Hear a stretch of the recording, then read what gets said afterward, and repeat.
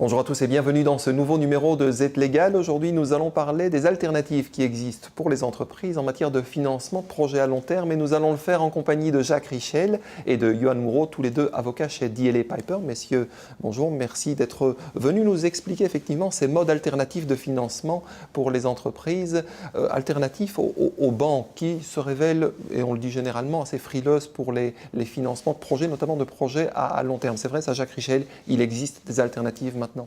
Effectivement, il existe d'autres acteurs sur le marché, compagnies d'assurance, fonds de pension, fonds d'investissement, par exemple, qui sont intéressés à prêter de l'argent, principalement par le biais de souscription d'obligations. Ça concernait en général des grosses structures, les émissions d'obligations, non? Effectivement, il est intéressant de noter que, alors que les émetteurs traditionnels sont de grandes sociétés, l'État fédéral, les régions, les communautés, d'autres types d'émetteurs, publics ou privés, pourraient faire appel à ce type de financement pour autant qu'un certain nombre de conditions soient remplies. Et ça, Johan Moureau, ça concerne quelles entreprises, quel type d'entreprise, quel type de projet?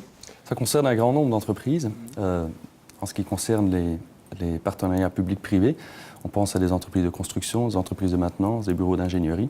Donc, ce sont des projets à très long terme qui nécessitent un financement à très long terme pour lesquels les banques ont plus de difficultés actuellement. Et donc la tendance actuelle est aux émissions d'obligations. Avec la nécessité, Jacques Richel, vous l'avez évoqué, de remplir un certain nombre de conditions.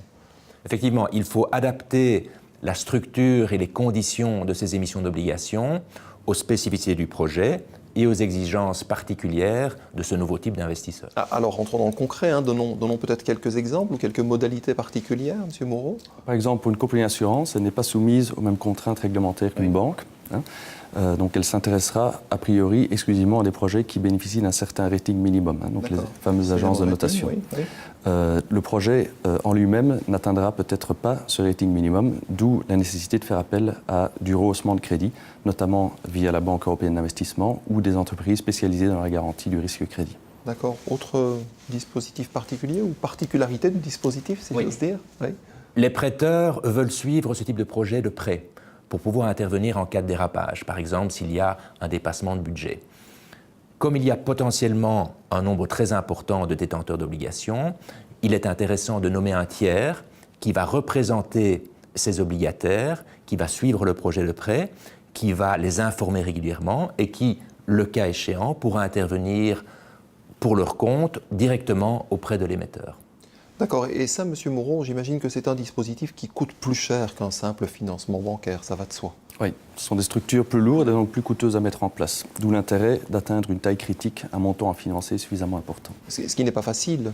Non, alors pour des petits projets, ce n'est pas facile et ce ne sera pas forcément la piste prioritaire. Par contre, ce qu'on fait dans le cadre de financement bancaire et qui est tout à fait envisageable pour une émission d'obligation, c'est de regrouper des plus petits projets ensemble pour atteindre cette taille critique. On pense à plusieurs écoles ou plusieurs hôpitaux au sein d'un réseau hospitalier qui se mettent ensemble pour structurer une émission d'obligation. C'est clair. Jacques Richel, une dernière recommandation, une recommandation générale peut-être pour les entreprises qui s'intéresseraient à ce mode particulier de financement? Elles doivent aller voir leurs banques qui vont les aider à trouver ce type d'investisseurs et elles doivent comprendre quelles sont les exigences particulières de ces investisseurs pour pouvoir adapter la structure et les conditions des obligations qu'elles vont proposer. Parfait. Merci messieurs pour ces éclairages sur un mode alternatif qui est vraiment très très intéressant en matière de financement pour les entreprises, pour des projets à long terme. Merci à vous de nous avoir suivis. Je vous rappelle que vous retrouvez évidemment toutes les émissions Z Légal sur le site de canalz.be. À très bientôt.